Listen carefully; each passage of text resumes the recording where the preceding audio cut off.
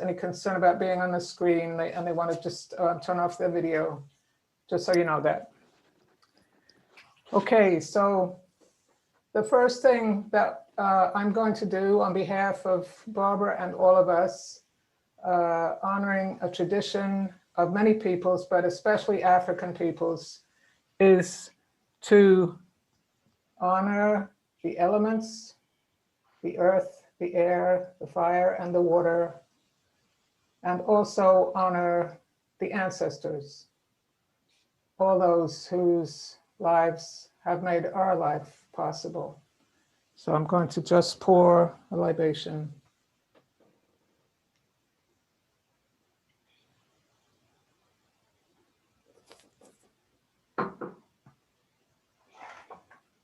And secondly, as I'm sure everybody knows, today is the National Day of Mourning for all those who've lost their lives to COVID. So we have them very much in our hearts. And I'm going to light a candle, and then we're going to have a moment of reflection. So that is for all those people, and also especially for Barbara's mother, Barbara Milton Sr., and all those who have lost their lives to Alzheimer's. I'm sure that many of you have people in your lives who fall into that sad category. So I will light the candle, and then we'll just keep silence and hold those people in our minds for a minute or two.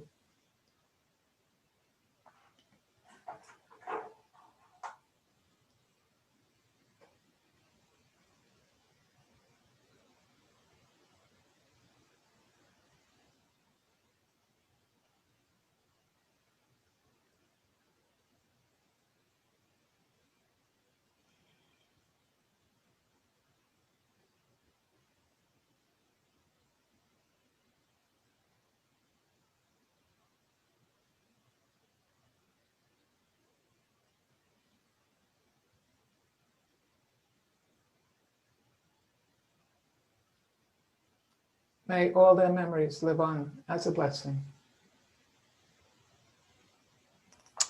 And now it is my distinct honor to introduce the main event. First of all, by introducing my wife, Barbara. Barbara, please unmute and say hello. Hello. Great to see everybody. And the other important people here today are Carrie Lopez and Christine Allen, who are from the Act Now Foundation. They are the co-founders and directors, and we'll be hearing from them more later. And now I'm going to turn the leadership over to Barbara. Thank you. I am so glad some people logged on early, so I got to do a special connection and hello. There are so many people here from all different parts of my life, and it just warms my heart. And I in particular would like to honor my family who's in the room right now. I just want to say hi to my Aunt Elaine, my mother's baby sister. Elaine, you want to unmute and just say hi? You got to unmute, sweetie. Auntie.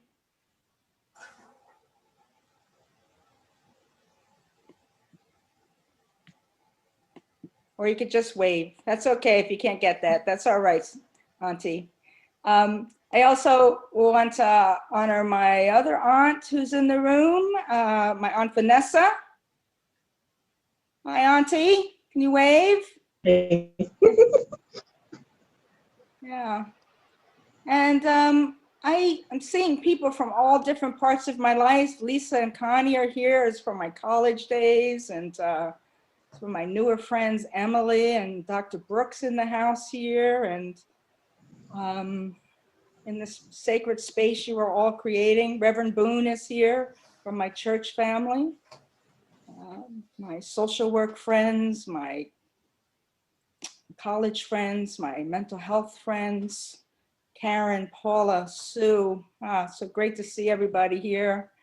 Some of my people from my writing collective, Ryan and Dee, are here. And I think Liz is gonna come on. There's Liz. Hi, Liz. Yeah. Oh, Barbara Helmick is here. DC statehood. Right on. First job as an activist, 1982. And that was my boss. Gave me all the confidence, self-confidence, and skills I needed to accomplish a lot of things in my life. Hi, Barbara. So good to see you here. And there's my Aunt Yvonne. Shatara, can you unmute? Hi, Shatara. Hi, Aunt Yvonne. This is the elder of our family now. Hello. Hi, where's Auntie? Hi there. I can't unmute mine. I don't know why. This is Tank's phone. That's all right. We see you. Hi, Auntie. She's now the elder in our family. Yeah. Good to see you, Auntie. Same here. From Texas. Good to see you. Cousin Lori. Hi, Cousin Lori. Where's Cousin Lori? Hello. All right, make sure you mute back up now. Hit the microphone. Yeah, awesome. All right, so I just wanted to say that in this room right now, 65 people is beyond my wildest dreams. And thank you so much for choosing to be here in this space with us tonight. And, you know, when my mom was first diagnosed with Alzheimer's in the fall of 2015, we went searching for information about Alzheimer's. And we looked at websites, we looked at YouTube videos, we looked at the internet, where we all know there's quite a lot of disinformation and misinformation. And there's also a lot of missing information. And what we learned very quickly was that there were very few people of color in images and in stories. And I remember that fall when my mom said to me, and it was a very, telling question. She said, Boot, my family name, do Black people get Alzheimer's? And I'm like, yeah, of course, Mommy, Black people get Alzheimer's. Do gay people get Alzheimer's? I'm like, of course, Mommy, all kinds of people get this dreadful disease. And she said, well, I don't see anybody like us. And it was at that moment, my mother said to me, well, maybe we ought to tell them about me and us and our story. And that was the first germ, the first seed of giving birth to the ideal of a book. And at that moment, I said to her, all right, so here's what we're going to do. I'm going to start video recording you, taking lots of pictures of you. I'm going to start to document stuff. And that's what I proceeded to do for the time that I was able to provide care to her. And so basically the story goes, in the fall of 2015, my mother called me to ask me for help. And unbeknownst to all of us, she was already in the grips of Alzheimer's. So this book will tell the story of my journey as her caregiver, and it will share insight into the physical, emotional, financial, and spiritual impacts of caregiving while I myself was battling bladder cancer, and I still am. It also provides practical information to others who assume caregiving roles to their loved ones. You'll be able to follow me and my mother's journey through resentments and regrets, forgiveness and faith, laughter and love. I promised my mother on her deathbed that I would tell her story, so here it is. And these are pictures when my mom's holding the book there. That was in January of 2019, when I'd gone away to Puerto Rico to start to give birth to the ideal of a possible book. And I jotted down 70 essays because I never fancied myself a writer of books. I said, oh, I can write essays. So I thought of 70 essays I would write. And I compiled them into the first 2 pages of a fake diary, created a fake cover, brought it to my mother when I returned home from Puerto Rico.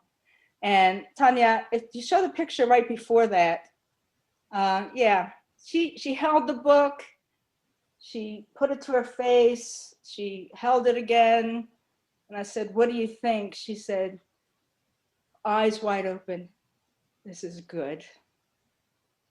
And so I'm honoring this commitment I made to her to do this book, to tell her story. And we've had a few people endorse the book as well. And one of the endorsements for the book came from my mother's doctor, who provided amazing care to her when she was diagnosed. That's Dr. Christian White. I'm expecting him here tonight. If you're here, please wave, make yourself known. So he wrote an endorsement for the book, and Bishop Reverend Pat Bumgardner from the Metropolitan Community Church of New York also endorsed the book. And she's a spiritual mentor, a very affirming pastor in a church in New York City that my mother got to know, who prayed with us often and who has lifted us up in prayer the whole time. And then the other endorsement was from the Act Now Foundation, and that's with Christine and Carrie. And I wanted to involve them very early on because the day my mother was diagnosed, you know, it was shocking. And I was still working as a consultant, and I was working in a mental health agency. And I was also working with the NASW at the time, the National Association of Social Workers. And I happened to be holding a late night meeting in Jersey City on Newark Avenue. And it literally was the day, I don't think it was the day of, but it was the day after my mother was diagnosed, and we were in this whirlwind of shock. And then I had this encounter, and I want to read it to you. It's from page 68 in the book. It's a sidebar to the Alzheimer's chapter. The evening after my mother received the diagnosis, I hosted a unit meeting for the National Association of Social Workers in the office of an agency that I was consulting with at the time. I was heading out of the building rather late, and a woman was entering. She was someone I had never seen before.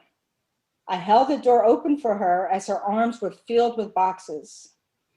We introduced ourselves, and I learned that she was the president and co-founder of the Act Now Foundation, and that she and her partner, Carrie, the other founding director, had just moved into space on the second floor. The Act Now Foundation is an advocacy, education, and service organization based in New Jersey for people with Alzheimer's and their families. I could not believe my good fortune. The first thing I said to myself was, "Thank you, God." I made an appointment to visit with her to get information and to learn about their support services. When I was seated in my car, I cried, and I cried. I was so happy to have experts and support right in my hometown, right in the same office building I worked in twice a week. Somehow, this was the beginning of my knowing that I could cope with the situation and be better able to provide care to my mother.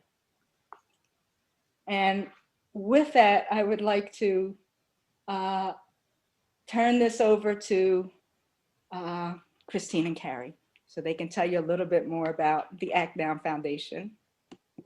Hi, Barbara. I mean, I remember that day so clearly. It seems like a million years ago. So I wasn't there. I was home caring for my mom. Right. Yeah. At night, I was normally home caring for my mom. And that was in the very, very beginning. That was the beginning of Act Now Foundation. And the reason why we started, the reason why we were there in that building on that fateful day and that we got that chance to meet was because Carrie and I have been living with this disease for almost 18 years now. It all, Carrie and I know Carrie kind of wants to tell briefly the story about why we started the organization. We started Act Now Foundation because my mom and one of my sisters is on the chat tonight on this. Wave, Carmen. On this, she's dying to buy your book, Dr. Barbara, by the way.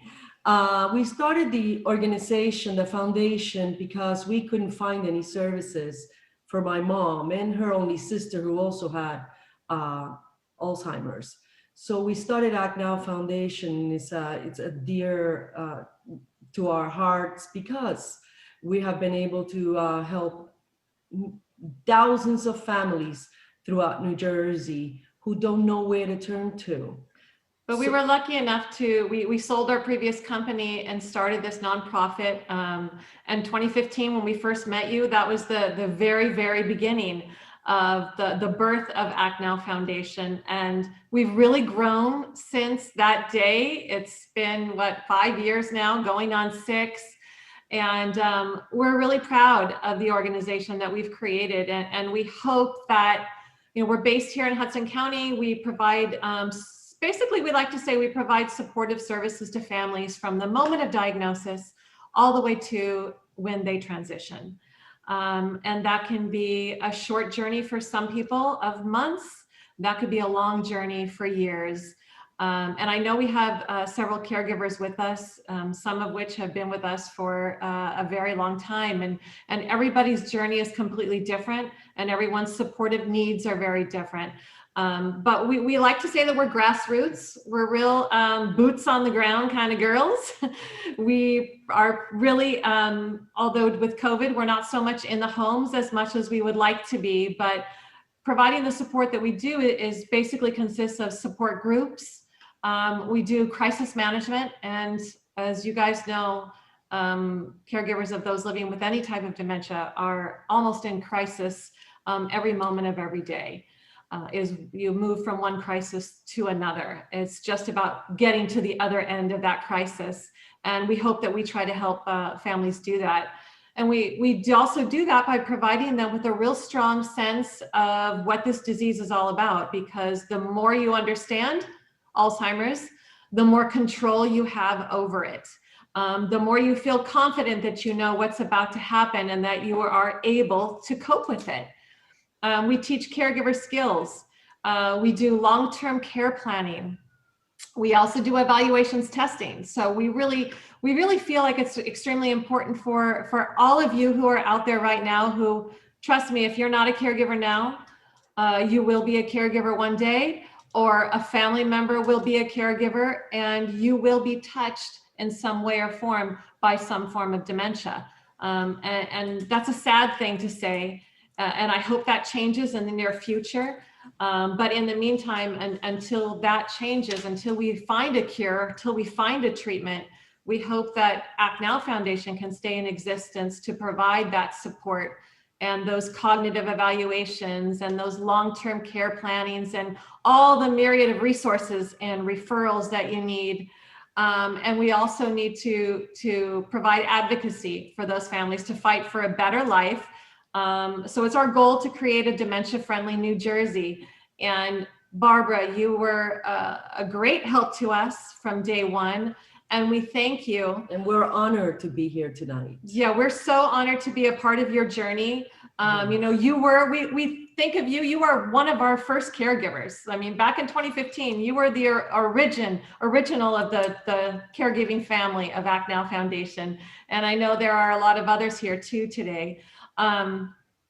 That have been a part of Act Now from day one. So, you know, we've been witnessed and we've been a part of your journey through dementia, and we feel grateful to have been included. And that's really what we love about your book, Barbara, that you had the courage to share your personal journey, which was the good, the bad, the funny, and the ugly, the ugly truths about living with dementia. And with Alzheimer's dementia.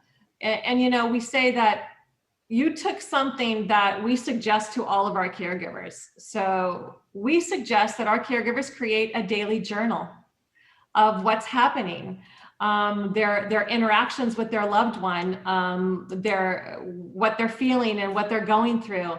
Journaling is a helpful way to make sense of what's happening in your life. So Barbara, you took your personal journey entries, your personal Facebook posts, and you told this beautiful story that is not only beneficial to you as a caregiver and to acquire some closure, but to other caregivers as well, because we can all learn from each other. And that's what we teach to each other in our support groups and so forth. So for that, we just want to say thank you to you. We want to thank you for raising awareness about Alzheimer's disease and about Alzheimer's disease within our minority communities. We need to raise more attention on this issue because it does have a higher risk factor for those of Hispanic background, those of African American background. So we really need to start having these conversations. We want to thank you for including us, Act Now Foundation, on your journey. And thank you so much from the bottom of our hearts for donating a portion of your proceeds to our foundation in perpetuity, which is an incredible gesture. You have no idea how many other caregivers and loved ones living with dementia that this is going to help. So we hope your story will inspire others to keep sharing their stories as well. And just thank you. Thank you for letting us share our thoughts with you and for being a part of your journey. We love you very, very much. Thank you. We love you. And we love you too, Kay. Thank you. And will you please share, several people are asking can they make a donation? Can you put that up?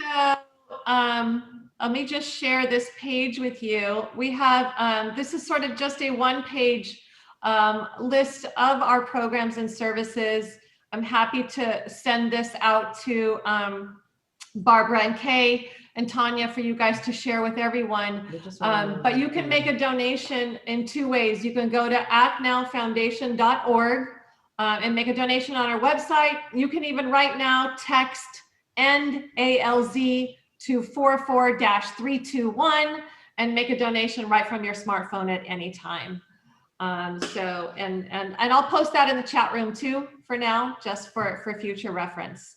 So I thank you. Thank you very much. So just actnowfoundation.org or NALZ to 44321. And I'll put that on the chat. Okay. Thanks, Kay. Thank you so much. Thank you so much. And I want to say, first off, what I was remiss in saying is, sweetheart Kay, none of this, nothing, caring for mommy,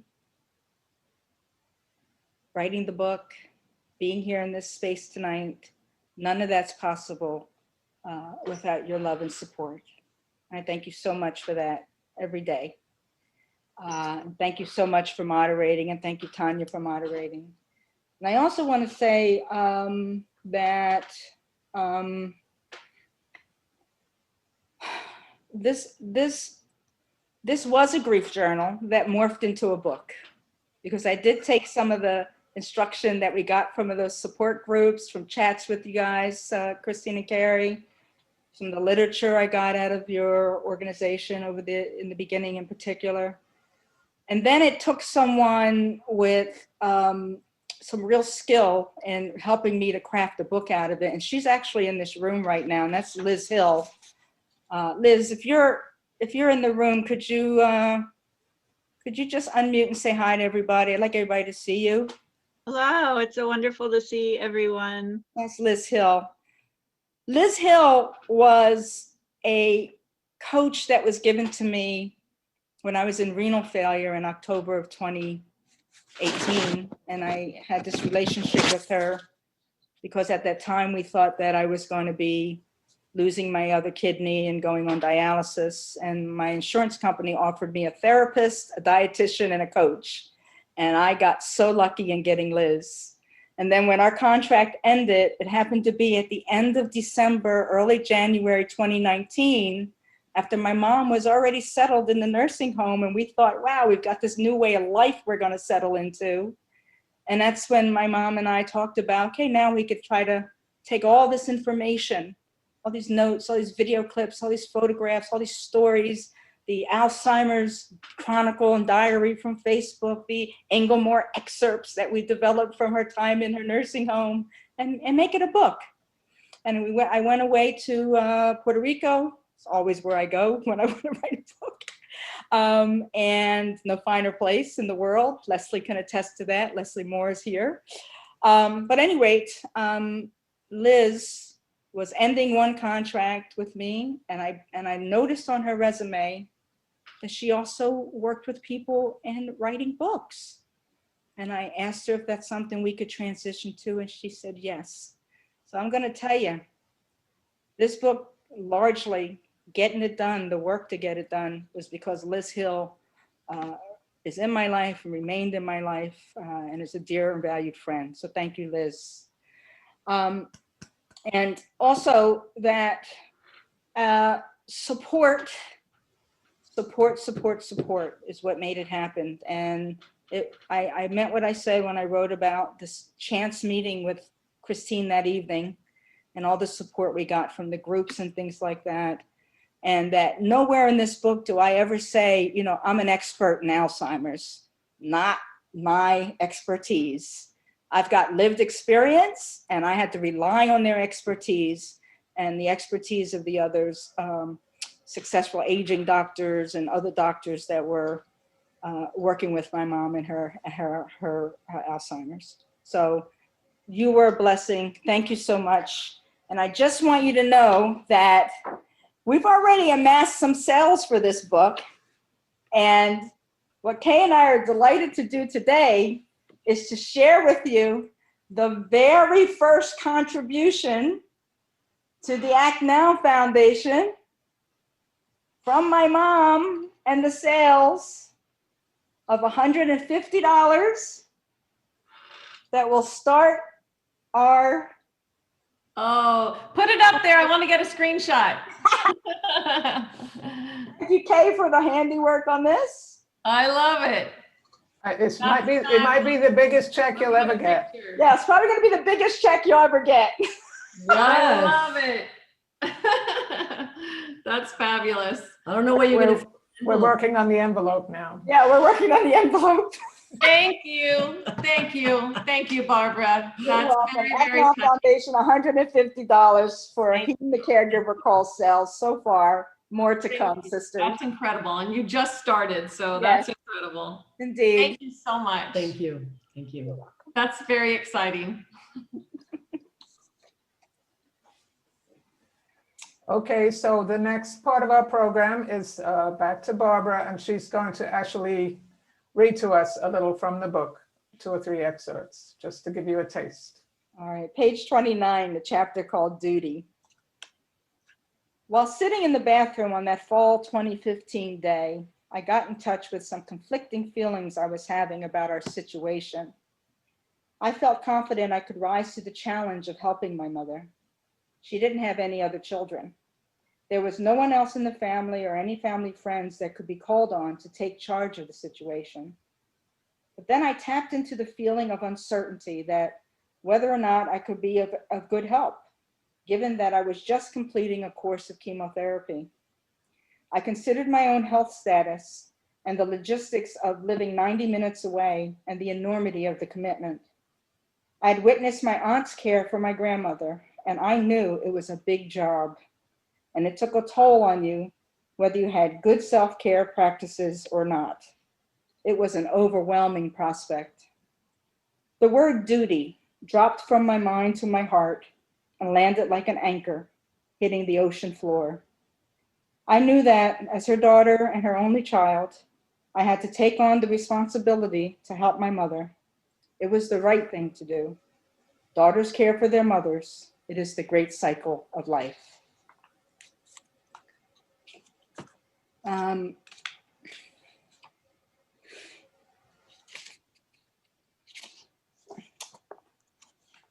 I like starting with that because it was a moment of reckoning.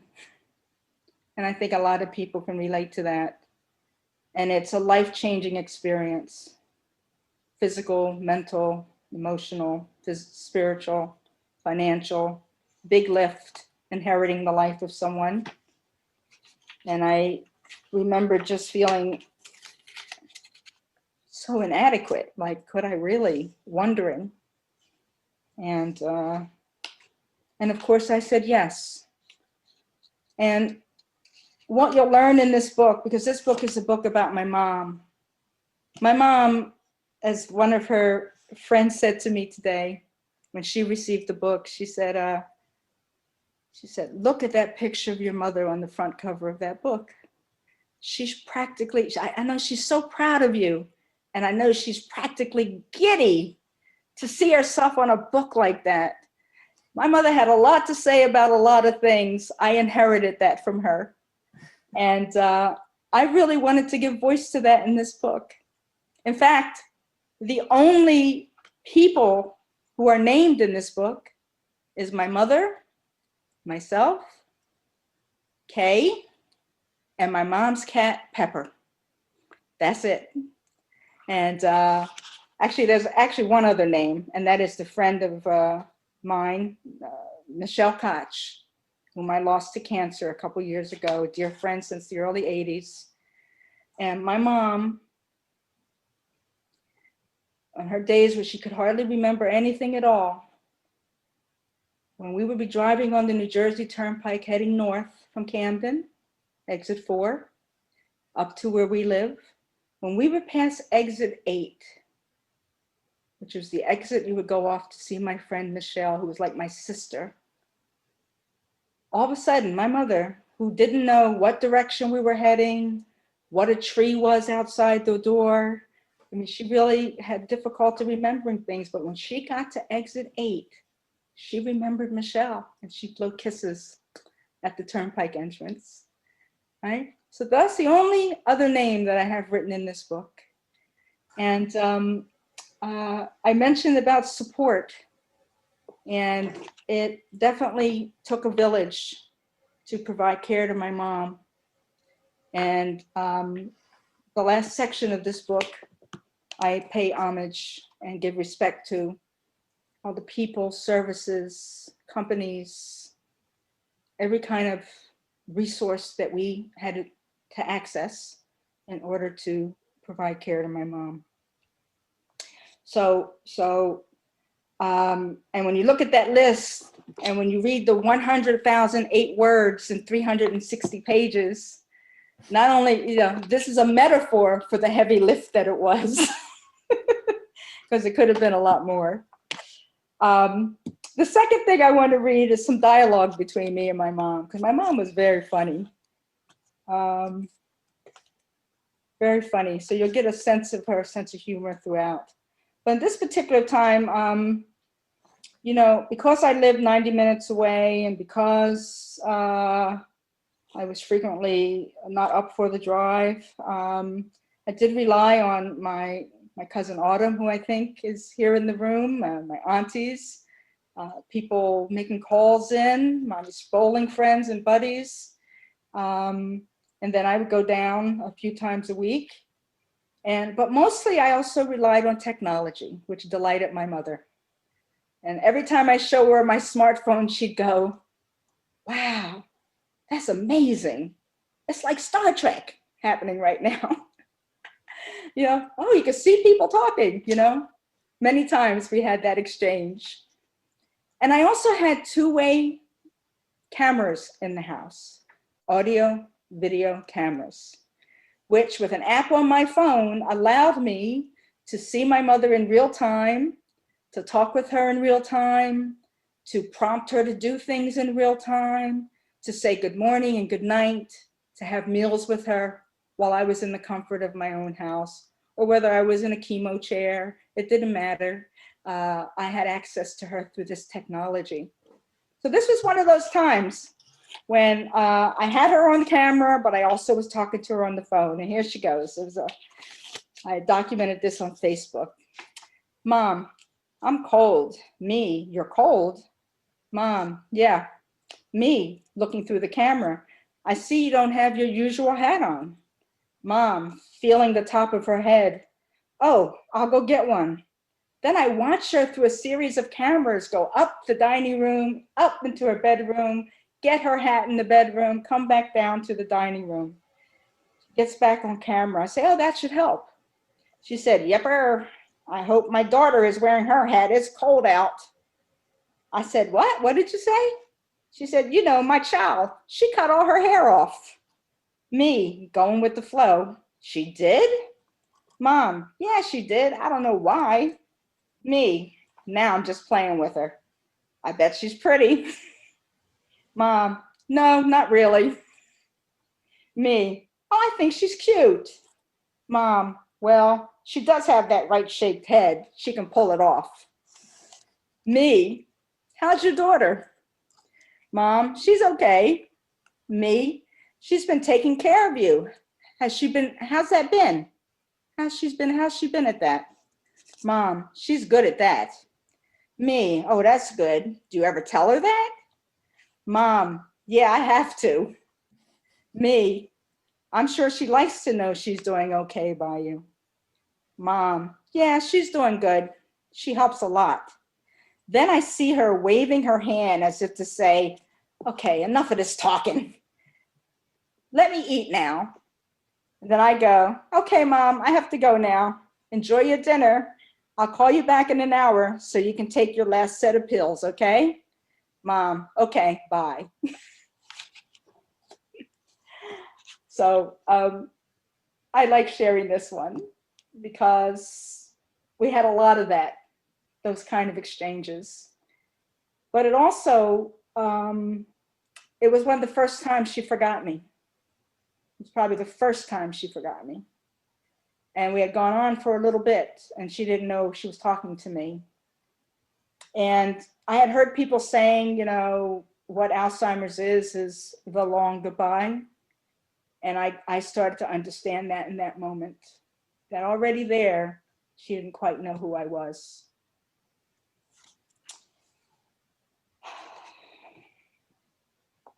And then the last excerpt I'd like to read is in the chapter called Holding Hands.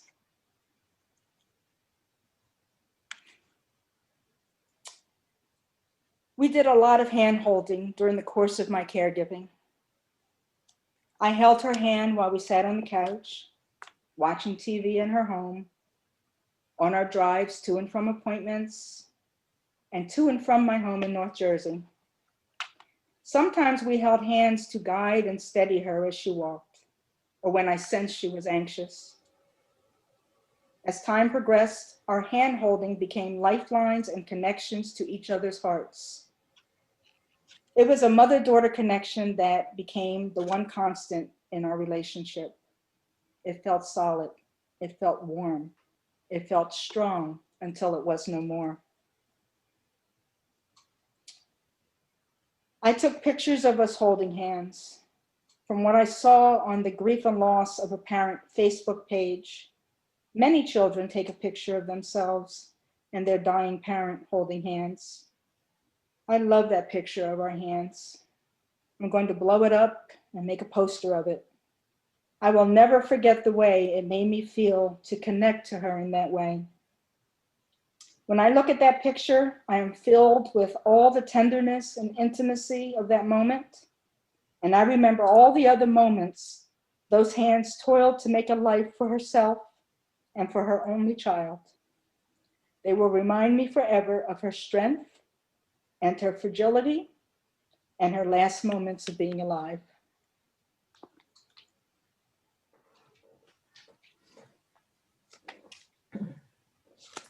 And yeah,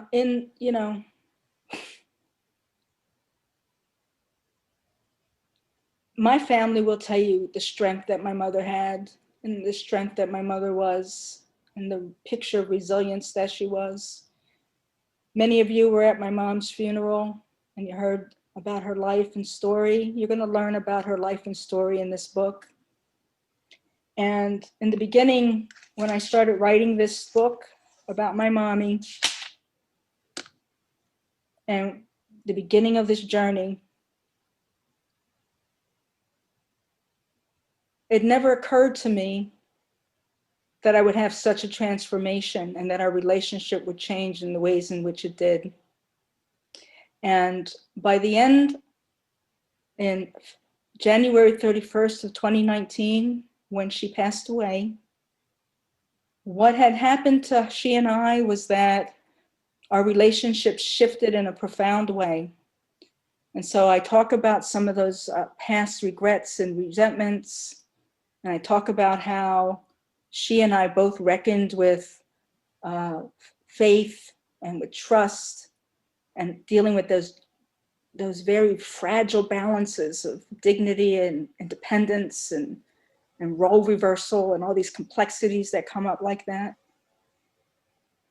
And then what I got to see and what my mother got to see, I believe, and what we formed through this process was we got to love.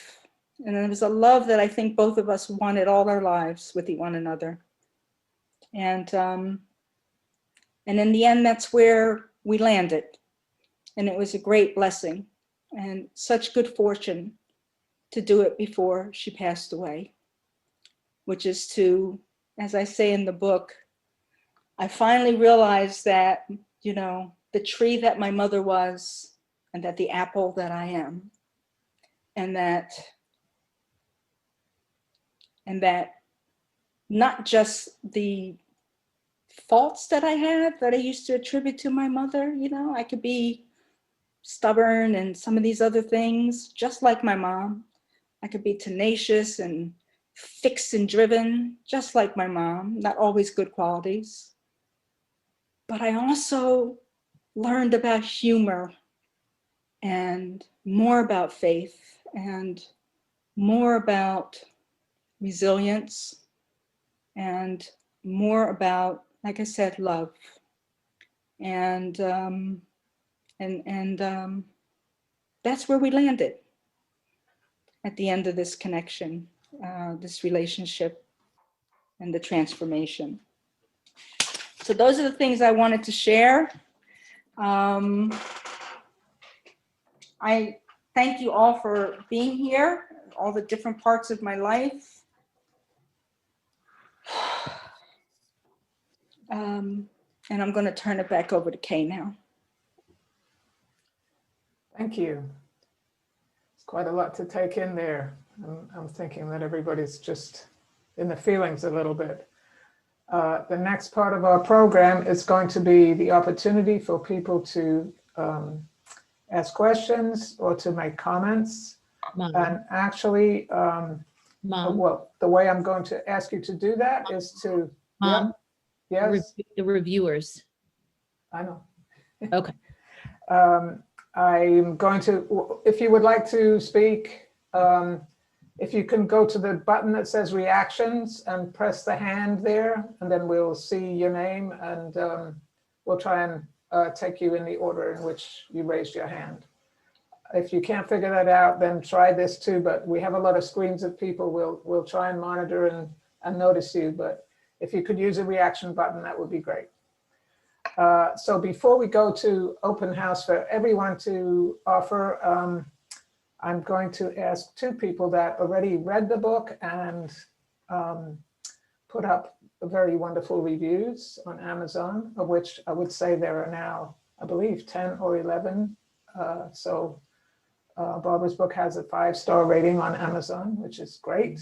And I hope we're driving lots of traffic in that direction.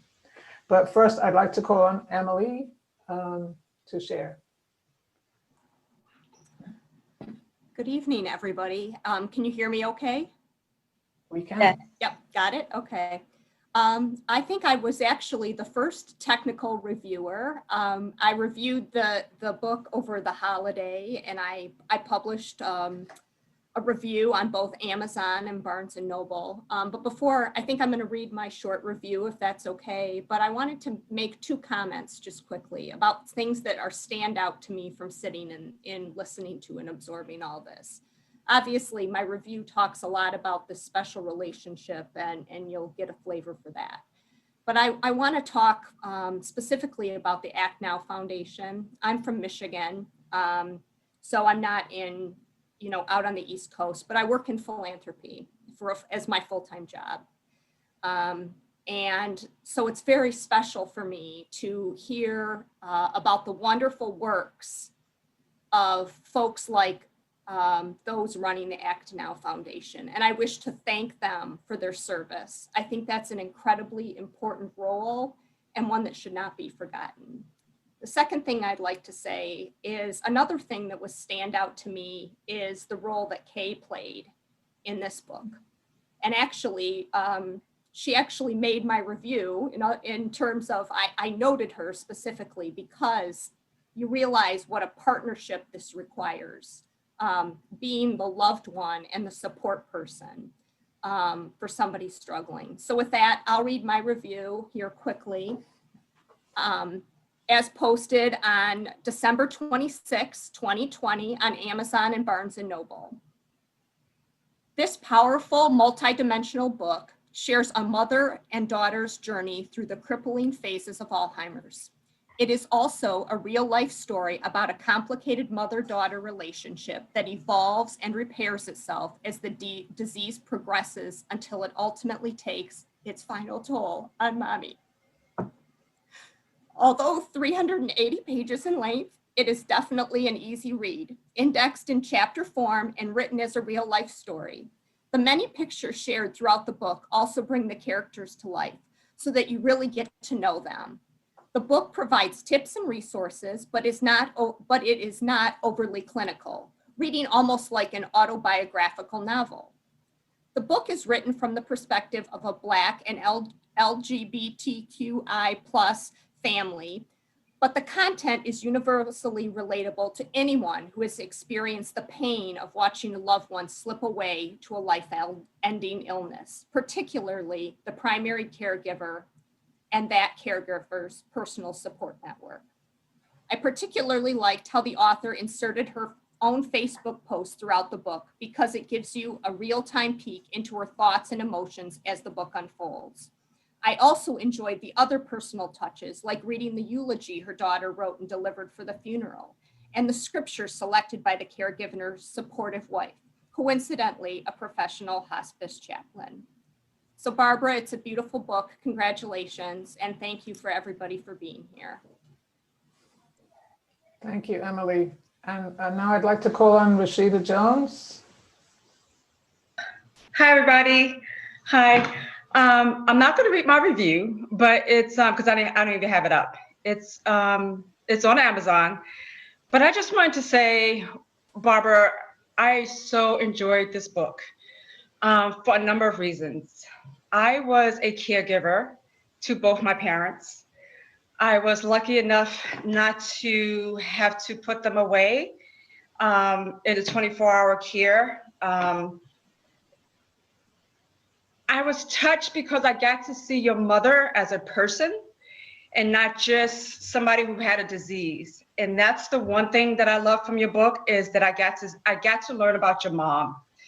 And it shows the importance of what it means to show up in life for people that you care about, regardless of the challenges you have with each other.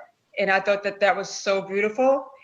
And in truth, I thought I had a lot of joy reading this book. Like a lot of joy.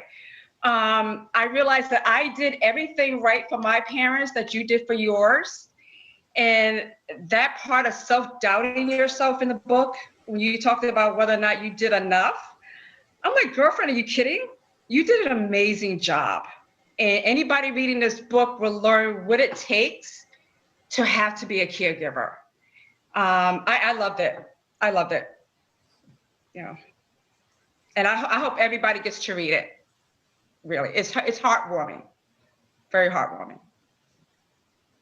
Thank you, Rasheeda. So before I go to some more hands, I have one other little task to perform here, which is a raffle, people. And what are we raffling? The prize will be a free signed copy of this wonderful book. So this is what you have to do. Barbara's mother loved dum-dums. She used to have at least one, usually two, and sometimes more dum-dums in her mouth at all times. So here we have a lot of dum-dums. If you could move the screen share, Tanya, now they could see. Can you see the dum-dums? Not yet. No, raise them up a little more, Mom. Okay. Wow. So your job is to guess how many are on this platter. I realize this is hard, but just do your best. And put the number you think in the chat. And the winner will be announced at the end of the event. And what do they win, Mom? They win a book. They win a copy, a free copy of Heeding the Caregiver Call. Okay, and now next person up is Steve. I think I'd like to wait because I want to talk about another book that Dr. Barb is doing, but there's so much moving things people are saying. I'd rather stay with this book for now. Okay, I'll come next back. will be Margie. Barbara, I'm so pleased to be here with you tonight, and thank you so much for writing this book. You said a little bit about this, but you, like me, my mother passed away too, but they were challenging at moments. And you never want to write or say anything bad about somebody who's passed away. And yet, if I was honest with myself and you're being honest with yourself, you have to like face that challenge, see the love and face the challenge. How did you grapple with that in writing the book and figuring these things out? Yeah, no. Thank you, Margie. Thank you for that question. Well, self-care is a very important part, number one.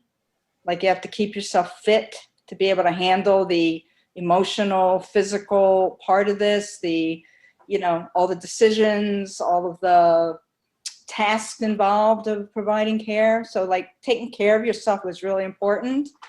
And I mean, for me, like battling bladder cancer, like what I felt was most important to do was to try to figure out ways to stay grateful and to stay positive and to be able to meet my mother at that place no matter what. Like in the beginning, like it's very much like she'll say, what is this? And I used to say, come on, that's the telephone. Wrong thing to say. You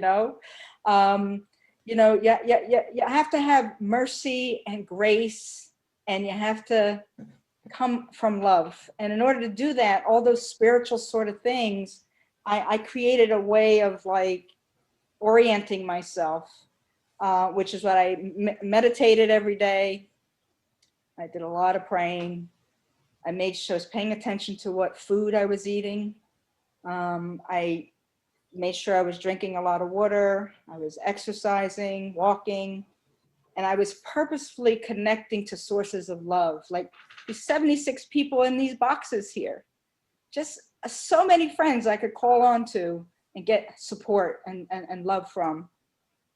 And I made a commitment to try to be positive, and to kind of keep it light and keep a sense of humor about things.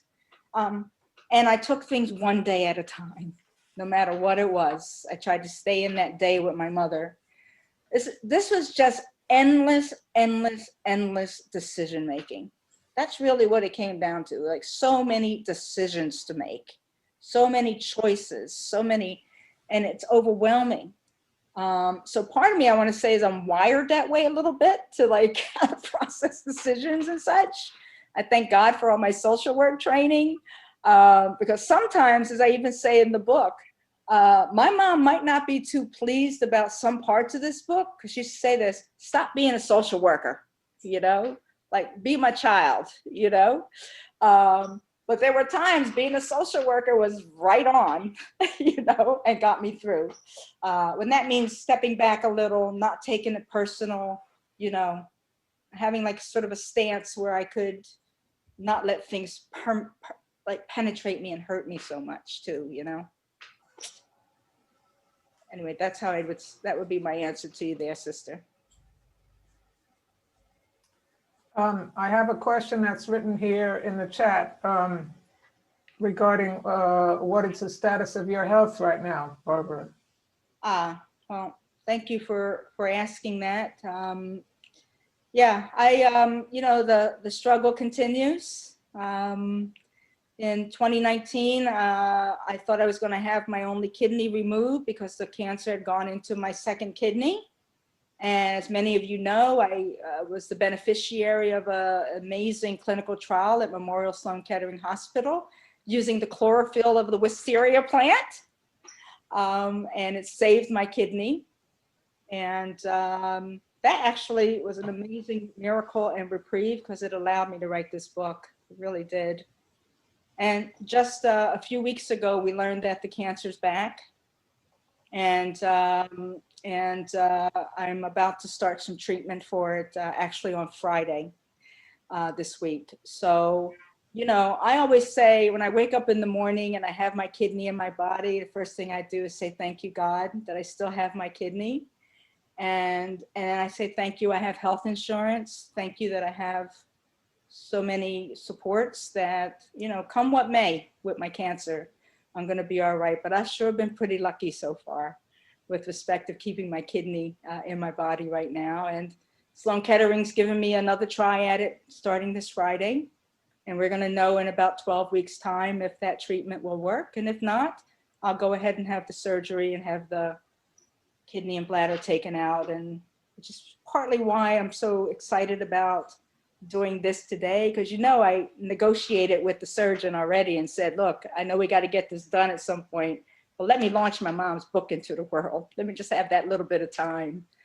And let me do this for my mom. Let me let my mom's charity and love flourish for a little while, because this would delight her to no end that people are reading about her. My mom's friend said today she's probably giddy, you know, so happy about this. And that's where I'm focused on today. Just the joy of this moment, the joy of putting the story out in the world. In terms of the cancer, I'm rich with support, rich with love, and no matter what happens, I'll get through it. That's how I feel about my cancer, and that's where I'm at today. Thanks for asking that. Another question came up. Was it difficult for you to make the decision to put your mother in a nursing home? Oh, yeah. Tough decision. I mean, lots of people are faced with this decision, particularly if you're not very well off financially. You have more options that way, and we weren't. My mom, you know, we working class and poor, you know, and mom had insurance. She had Medicare, and we applied for the Medicaid, and that allowed us to get long-term support services, which was her living in a long-term care facility. And we had to deal with the decision about, you know, does she move in with me? Okay, does she, you know, do we put her in a place down in Camden? Does she move up here to North Jersey? There's a lot of tough decisions to make around that. But here's the one thing that I thought was important to do from the get-go with my mom. She's in charge. I might be her caregiver, but she was in charge. And that's somebody, you know, Lottie and Tracy will tell you about that. They'll tell you about my mom being in charge till the very end. And God bless her. She deserved that dignity, and she's entitled to that. But she also was scared. She was also like, nursing homes are an evil, horrible place to go to. And there's a lot of mystery around nursing homes. So I felt like it was important to demystify nursing homes. And I knew that I had to do research to find the correct place for her when we made that decision, when she was no longer safe in her home. And so that summer of 2018, it was Mother's Day weekend and also my birthday. We brought mom up to North Jersey, and I had arranged for tours of nursing homes, and I took her with us. And I wanted her to see the places we were considering for her to move into long-term residence in. And, you know, she was very clear. I like this place. I didn't like that place, you know, and she got to meet the staff. She got to see the living space. She got to see what it was like.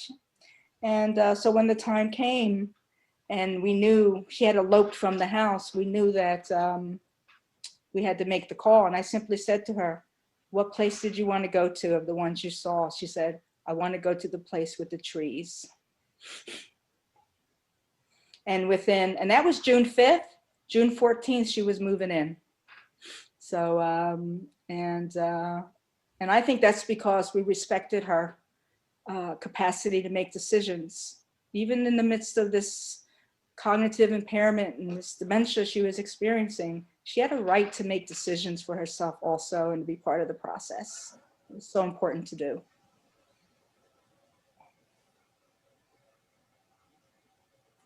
So maybe we could go to you now, Steve.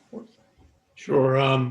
Barb, it's no accident all of us on this call know that there's no surprise that you did this book first because of your love for your mother and for the honoring of the people who came before you.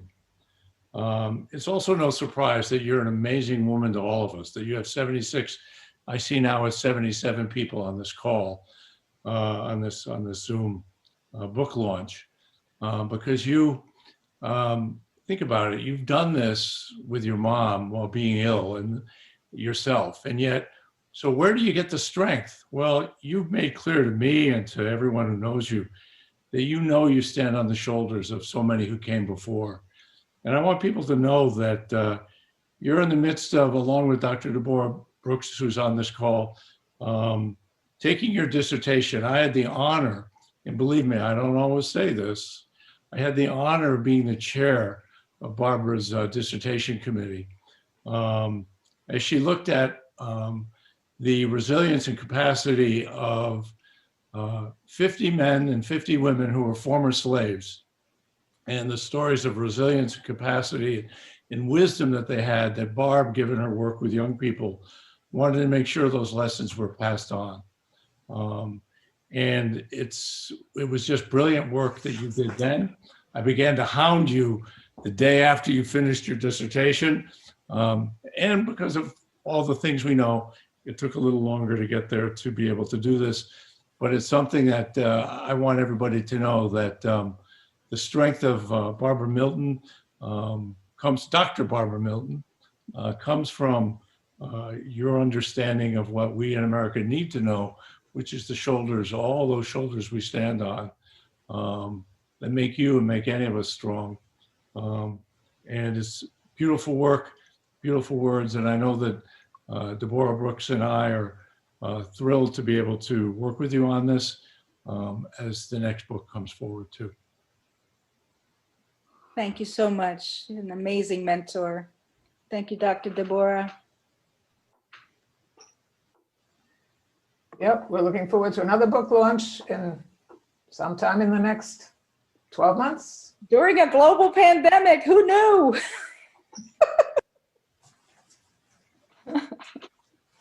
Another question came, Barbara, what, if anything, do you think your mom would give as advice to people in early stages of Alzheimer's with regards to life, quality of life, planning for the future, that kind of thing?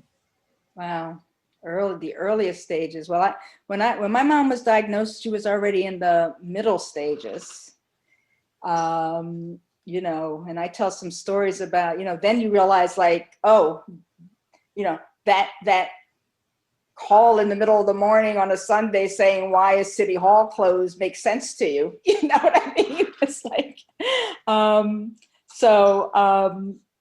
yeah, I would say my mom would say, you know, she'd say, give me some damn space.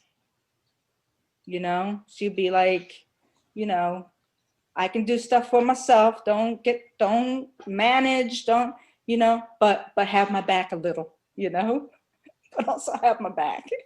Help me out with this, that, and the other. It's hard for my mom to ask for help. It really was. And I think all of us can probably relate to that. But she would, I think she would likely say that, you know, the sooner you know is better. So that if you think something's going on, like get me to the right place to figure out if something's happening or not. And I regret that I didn't do that, you know, because there were some warning signs, and I think maybe if we'd intervened a little sooner, who knows, you know. And I think she would have said, you know, have a good time, live your life, have some fun, just do it. Because there came a time when there was no doing, and those are other regrets that I talk about in the book. So I think, to live life, to have fun, do the things you love. She was essentially a pro bowler, do the things you love, have fun, and keep an eye out on me and help me out a little, And I don't know if our Alzheimer's experts might want to weigh in on a question like that about what you'd recommend to people with early onset or early on in the process. What would you recommend? Well, what we always say, you never give up in the fight against the progression of this disease.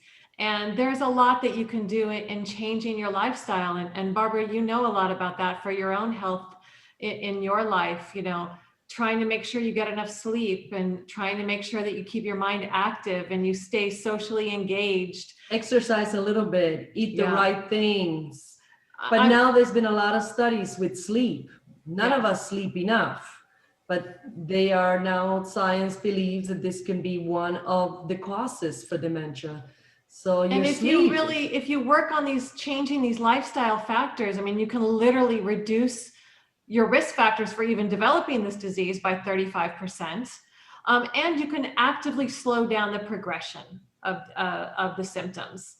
So you can't slow down the progression of the disease itself, but you can slow down the progression of the symptoms. And so we talk about it a lot, about your brain health, about changing your lifestyles. We don't have a cure. We don't have a treatment.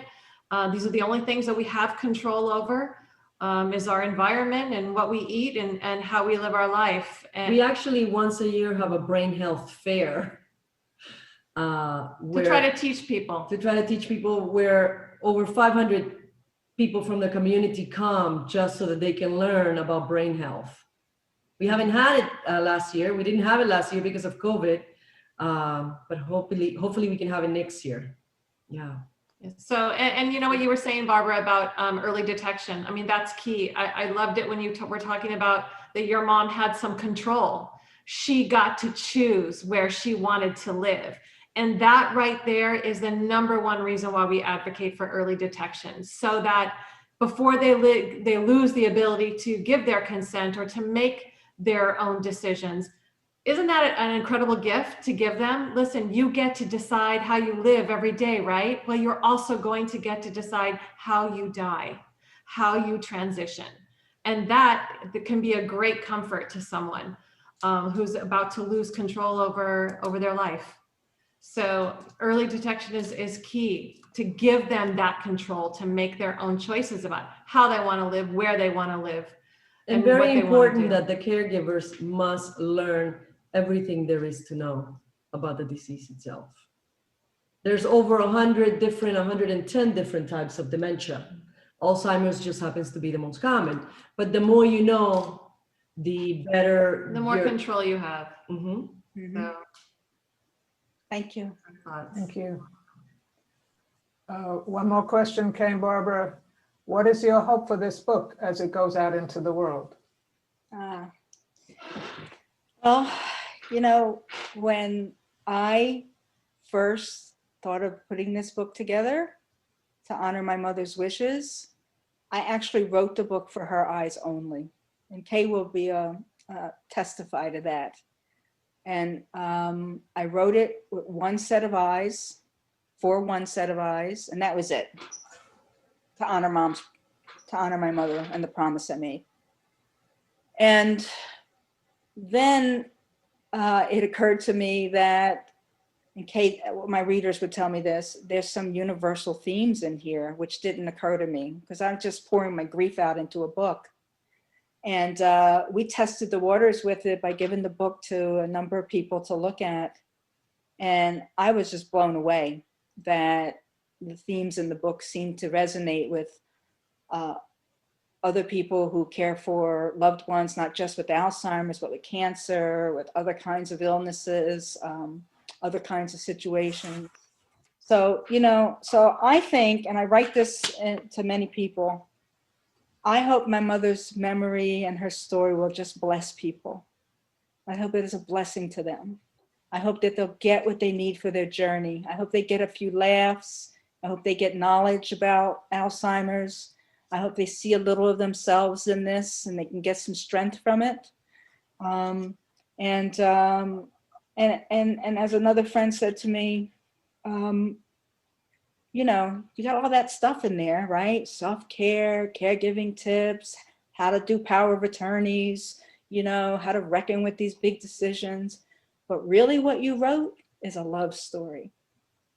And don't the world need more of that?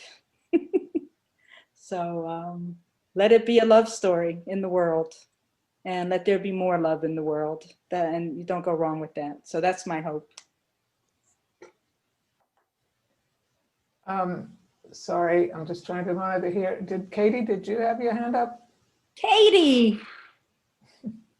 Hello, congratulations. You are Katie. such an inspiration and so impressive, and congratulations. I echo the love and the wow, what you were able to accomplish in pouring out your heart and the truth for Barbara Jr. and Senior in those pages is really evokes so much emotion and is just so beautiful. And I tried to post a response on Amazon, and I wanted to tell you what I wanted you to read. What I wanted to share was, I read it, of course, through myself as someone who loves you and cares about your family and has known you for 4 years now and got to know you during this part of her life. But I also read it through the eyes of myself as a social work student from many years ago. And I thought how extremely valuable that book and your experiences and the way that you tell them will be to other social work students, whether or not they, you know, go on to work with this population or not. But it's, you know, with every page I was like, oh, and turning to Ian, did you know about this? Did you know about this? But then in the back of my mind, I was just thinking like, this would have been invaluable for me as a social worker. I could have assisted my clients in so many, in like a deeper heart level, not so technical, you know, I learned this in a textbook level. So I hope that your book finds its way into a lot of curriculum. Oh. Thank you, Katie. Ian is Kay's son, my stepson, and his lovely partner, Katie, from California. Thank you so much, Katie. We love you. Bye. I love you back. Here's another question. Did you have to intercede in your mom's relationship with her friends? And was she okay with people in her life knowing about her diagnosis? I know better to cross certain boundaries with my mama. So it was better for my mom to tell people when she needed to tell people. But when I needed help, I had to widen the circle also. And we had to talk that through. And I, you know, because again, you know, it took a village, you know, to keep mommy in her home for as long as we did. So, so yeah, my family was the first line. Of course, I immediately, my mom was one of 11 kids, and there's 8 of them now. And the first line was with all her siblings. And then there was like her community of like her bowling friends and down in South Jersey. And we wanted to keep mom engaged in that activity as long as we could, but they needed to know to kind of keep a lookout a little bit too, you know, and make sure she was okay. But mostly you just want to respect her wishes. And I wanted to make sure that she was informed if we were going to disclose and share. I mean, look, she never wanted to tell the doctors that she had Alzheimer's, even her Alzheimer's doctor. So like, you know, it was like, you know, she never wanted to believe that it was really happening to her. All right. So sometimes I had to intercede because I was the oral historian at a certain point, right? I was the fact, I was a person that held the story and the truth about her medical status, about how her day-to-day life is, what she ate, how, you know, so, you know, sometimes I did have to take over a little bit, but mostly I tried to let her have her space in the world and not disrespect her space and her agency of herself.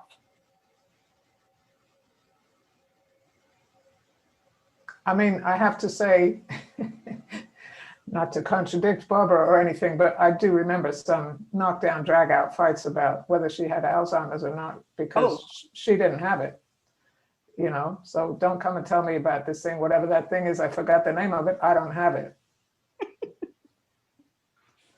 Yeah, we had that exchange a number of times, you know, number of times, of course. And I kind of think like, you know, I'm going to be the same way, you know, if this happens to me. So, you know, they're above by the grace of God, you know, really. But you're right. There was a lot of hard times. It was not easy in the beginning. No. And I would fight like the Dickens too. It's a scary thing when you hear that word, just like when you hear the word cancer. Like it just like really like changes you, the way you think. Yeah.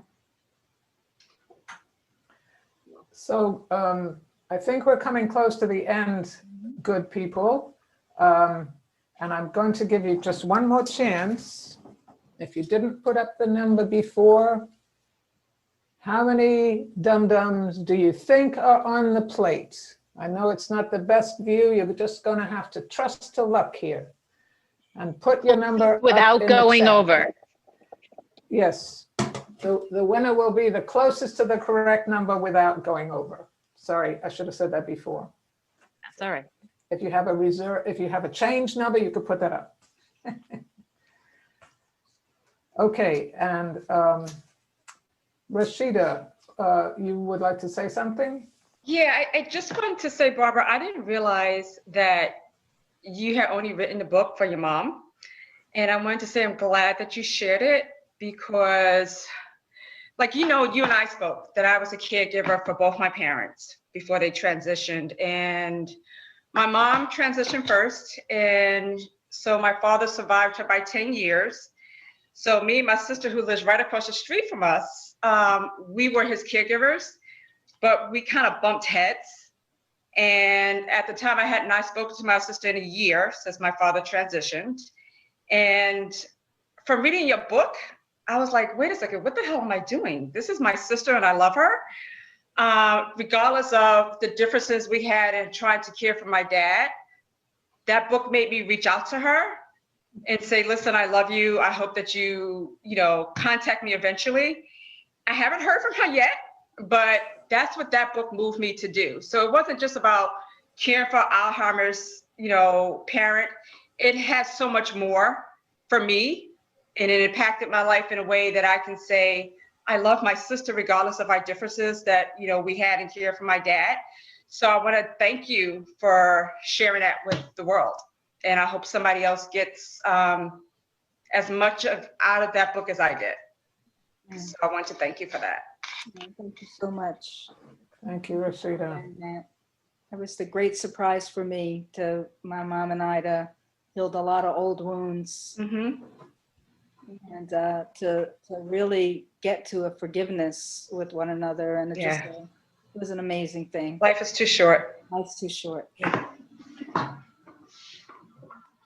Tanya, I'm going to go to you. So we have a winner of the signed copy, Heeding the Caregiver's Call. The winner is Barb. Which Barb? You want to unmute? Well, it just says Barb in the chat, so you'll have to tell me. What is All it says in 309? Yes, the number? that's the Okay. one. Yep. That's Well, that's amazing. not the number, but you were the closest without going over. So, Yay. Well, what a lovely guest. Thank you. It's Barbara. a gift even more to be here and join everyone and hear all you've shared, you and NK. Thank What you. was the number? So Barb, did you put So something in the chat, or does somebody, Barbara, do you already know how to get in touch with Barb? I do. Okay. They're asking what the number was, Kay. the number was 337. So there was a big gap from Barb's 309. Nobody guessed anything above 309 and below 337. So there you are. Okay, well, thank you very much for participating and congratulations, Barb. And what we're going to do at the end is put on the screen the information, in case you don't have it already, for how to order the book. how to be in touch with Barbara's website. We'll leave that up for a little while. Yeah, I'd like to say, wow, I'm just seeing Tammy's here. I mean, look, thank you all so much for being here today on the launch of this book. And, you know, just about everyone in this room is in the book. I just want you to know that, because, you know, you don't do it alone. You don't do anything alone, nothing.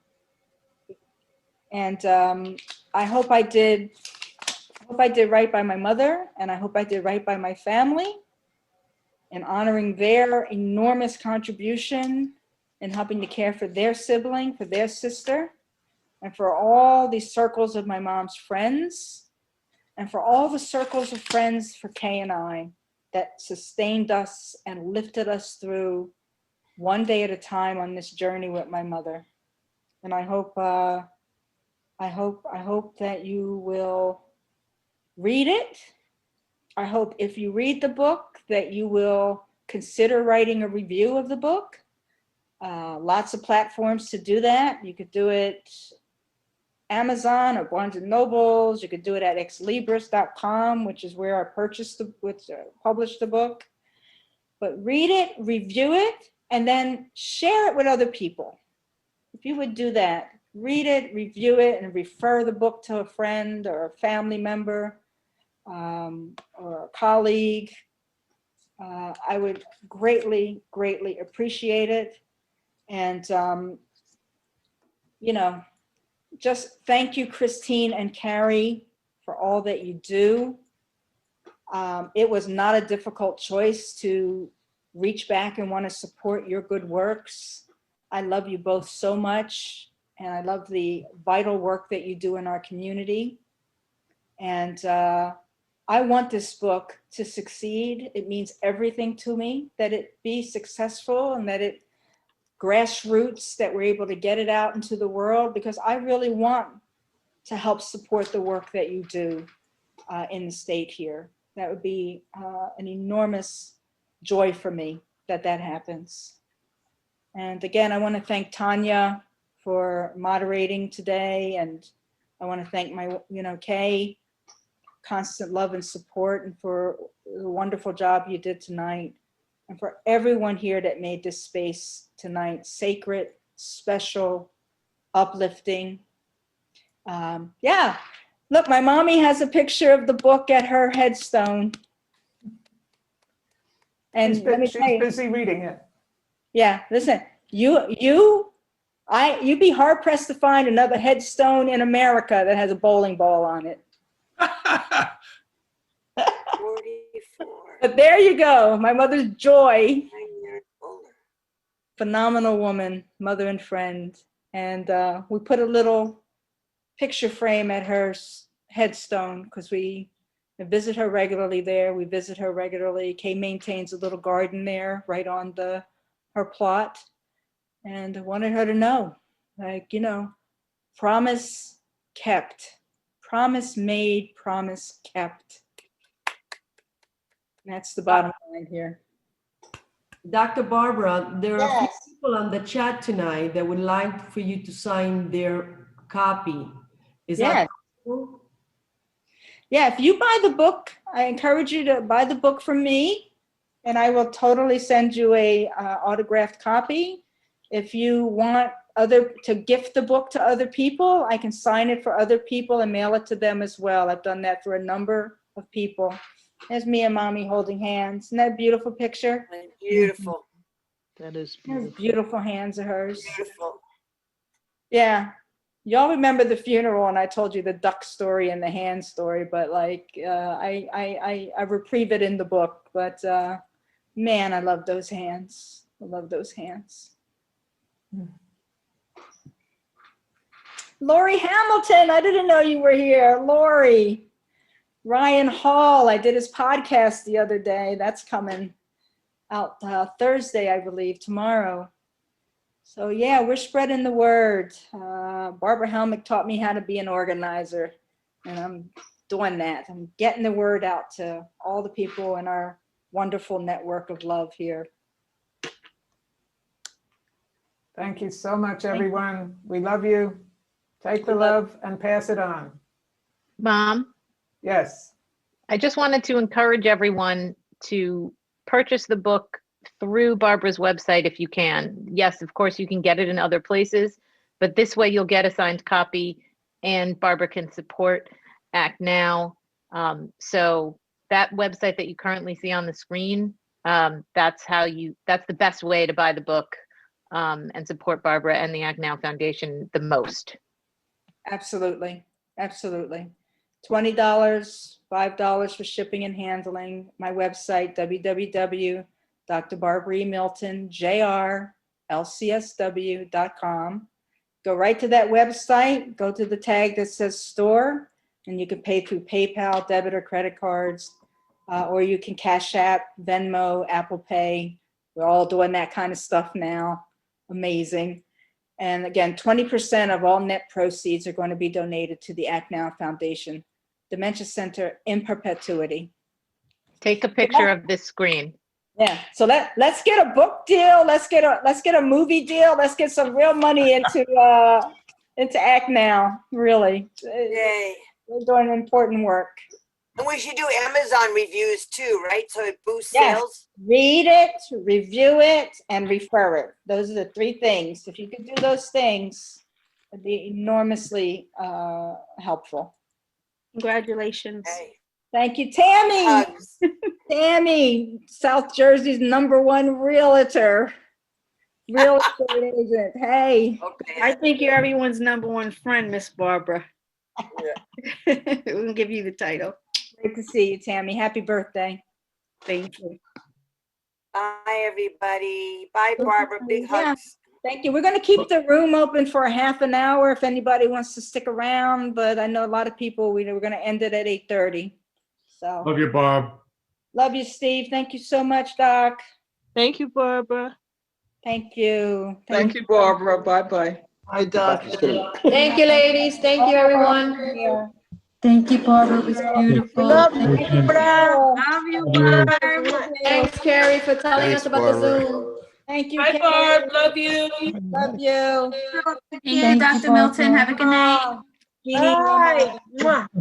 good to see you. Thank you for being here. Congrats, Bye, Barb. Barb. Love you. Thank you, Nova. Thanks, Barbara. I did Bye-bye. get in, and I'm so Francis. glad that I did. Thank you, Miss Francis. This is my first time being on one, and I'm so glad I got in. This is wonderful. I cannot wait to get my book, and you will be signing mine. Yes, Miss Francis. I love you. Congratulations. I love you too. You did a wonderful thing. Thank you so much. You did a wonderful thing. Thank I'm you. gonna pass this on to Peppy too. Oh, thank you so much. Great to see Welcome. you. Love you. Love you. Bye-bye. I have a copy already. I just want to let you know I just ordered another one. So you've got a special autograph signed one for just me. Oh, thank you, Phineas. Thank you, Reverend Boone. Rasheeda, thank you so much. Oh, have a great one. Bye, Kay. Bye, Barbara. Thank Bye, you. Rasheeda. Great Thank night. you. Beautiful presentation, Barbara. And Hi. well done, Kay. Beautiful. Nessa, how are you, Auntie? I'm all right. Yeah. Hi. Yeah. Thank you so much. Hey, Shatara. Hey. Oh, who is that? Tank. Oh, that's Nessa. Hi, Tank. Hey. Hey. Hey, things all down up. Hi. Oh, no. That's tough. I got that. Oh, my goodness. Bye-bye. Noah, Hi. my little homie. So much for being here. Hey, Auntie. Huh? Hi, Auntie. We zooming? Yeah, we Oh, we see still. Hi, Jan. Hi there. Hey, Elaine. Auntie. Hey, Bru, what's up? Hey. Oh, that's a nice background. Faith is here. Joanne. Oh. Hi, Faith. Hey, Joanne. Barbara, you are a blessing. You are a blessing. You are our blessing.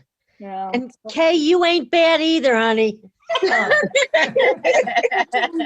Oh, thank you.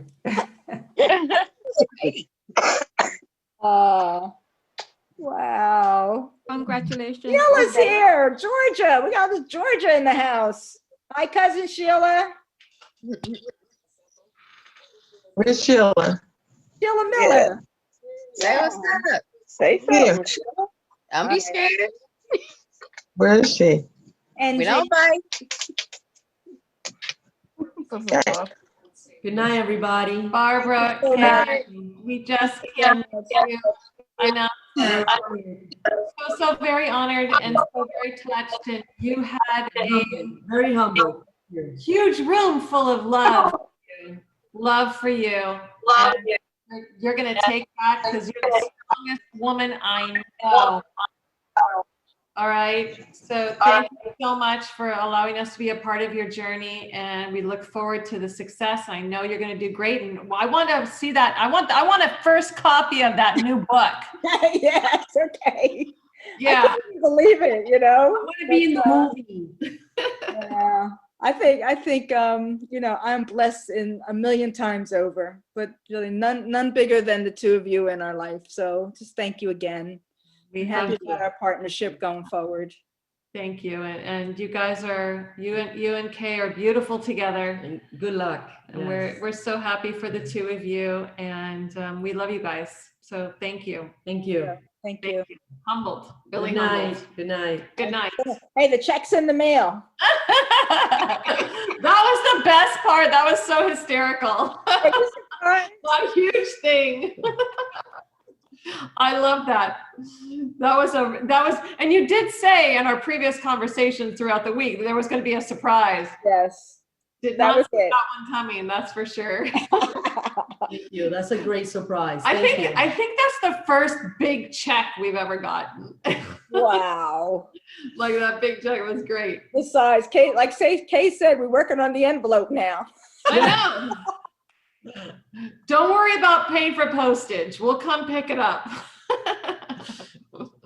Oh, wow. That's Thank you so much. I can't believe that 79 people were here, right? Hugely successful. Oh my God. Thank you so much. That's really incredible. Your mom is just, She's dancing in heaven. Yeah. I She's think like, so. I knew you could do it. She's I dancing. think so. I think so. I think she's happy. I'm Yeah. happy. I know. And You it's the should first one. So there's gonna be others. Hey, mommy. There she is. There's gonna be others. Very hard at this, and you deserve all the success. Yeah. Thank you. Wish you all the best. Thank you so much. Yeah. And we're here. So whatever you need from us, you and Kay. All right. We're here for you guys as well. Yeah. Thank you. Love you. Love you too. Have a great rest of the night. Bye, guys. Love you, Doc. Nice to meet you, You're Tanya. amazing. Hey, how you doing, Lottie? I'm good. How you doing? Good. Wait. Amazing. Oh, good. I'm so glad you were here. This me my aunt's. Oh, Jan left. What happened to Jan? Oh my gosh. Oh, I've been scrolling through looking at everybody. Ah. Yeah. Yeah. Oh, there she is. Hey, Jan. Yeah. Tanya, thank you so much for taking care of it all and behind the No scenes. problem. Thank you Beautiful so much. event, Barbara. Congratulations. It was lovely. Thank you. Thank you so much. Tammy, I'm gonna go. Good night, guys. I know. Love to everybody there. I'm gonna go Cheers. fill this up and toast you, Barbara. Yeah, I might get some myself in a minute. I know you will. All I know right. you will. Love Yeah, you. Love you. Have a great night. Thank you, Tanya. Yep. Thank you. Bye. Bye. So Yeah. happy for you. Oh. So happy. I can't wait to get my copy. Oh yeah. Yours went in the mail yesterday. So I should have it soon. You get I it actually in 2 days. it's crazy. This past year, so many people that I know have written books. So what I do is that one of my friends, I read his book and then I bought 4 copies and I've gifted them along the way as I've met people. You know, the spirit moves you sometimes and say, hey, this person could take advantage of this lesson here. So I'm thinking I'll read your book. Once I read it, then it's like, I don't know what it is. I love to read it first, then I do my purchases. So I'm going to read it. And when I complete it, I have 2 goals. One is to give the book to people that I meet that were in a similar situation to you, in that capacity. And then my aunt works in a home in Massachusetts, and she's in the dementia section. So sometime along the way, you meet family members. So I'd like to give different people I know that work in the social work circuit, gift them books to share with someone, read it, and then either gift it on, but share with someone else. So that's that'll be one of my contributions and goals to support what you're doing. But I'm really happy for both of you. And I gotta tell you, Kay, you are like the I don't even know what to call it, but everybody should have a Kay in their life. Yeah. You every inch of the way, you show up 120%. Now I don't know what you like behind closed doors. All of us got something to put up with, but I gotta tell you, you are always, you show up for everything 120%. And that's a beautiful thing. Yeah, beautiful, beautiful, beautiful. Yeah. Yeah. Thank you. Yeah, Appreciate it's that. nice when you see couples and you see the support, all the time. So yeah. It's very two-way. That's all I could say about that. I'm sure. She's amazing. You both are amazing together. So, well, I am glad I got to pop on. Thank you so much. I can't wait to get my copy. We need to have our crabs. I actually, be honest with you, I kind of wanted to drive up there and get it masked down. So when I make my order, maybe what I'll do is drive up and you can come outside and, give me my order. Well, let me say this. If this chemo, if I handle the first treatment on Friday, and if I'm okay within a few days, I'm totally going down to pick up some crabs. So I might save you a little bit of trip. All right. Well, I don't mind driving up, and I do respect the boundary. We've really only had 2 people through COVID in our home. Yeah. We're just because, the jobs that we have, but I respect the boundary, so I'm happy to drive up, or if you need me to get the crabs and drive them to you and pick up my order of additional books. No, definitely coming down. But we could put your book in the mail yesterday, though. You are getting a book in the mail. No. I know I'm getting mine in the mail, but when I order my additional copies. Yeah, hopefully better days are coming starting tomorrow, and we'll still be safe, and we'll figure it out. All right. You can always pay in crabs. Hey. Paying crabs and tipping money. Tipping cash. Right on. Yep. Well, I am happy for you. So happy. It just seems like the other day you were in Puerto Rico being inspired and writing, and here it is. Yeah. And you inspire a lot of people in a lot of different ways. I know there's something that I've been wanting to do for a long time. And like I said, within the past 12 months, multiple people I know have published different books. So I said, you know what, I just need to stop and work on what I want to work on, because other people around me can do it. It doesn't get much more real than that. You know what I mean? Sometimes we look and you look out into the universe and it seems like other people can do that, but my people are doing it. Yeah. You're my people, the other people that have written books. So it's a great inspiration. I just can't wait to read the book. When you're ready, you'll get what you need to do it. And there's a whole that coaching network got me through the project. Okay. So that Liz was invaluable. There are all kinds of coaches that help to support you. Your spouse is supportive. It's a space to do it. But we all have important stories to tell. So if you're thinking about it, no regrets. I've been thinking for years about a documentary called, and I'll tell you what it's called. The name of the documentary would be White Mothers, Black Babies. And a tribute to my mother and a lot of the other mothers whose story is never told, what it's like to be a white mother raising a Black child. That